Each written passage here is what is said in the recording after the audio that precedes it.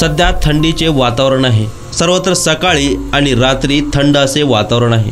सोलापूर जिल्ह्यासह राज्यामध्ये सर्वत्र थंड असं वातावरण आहे।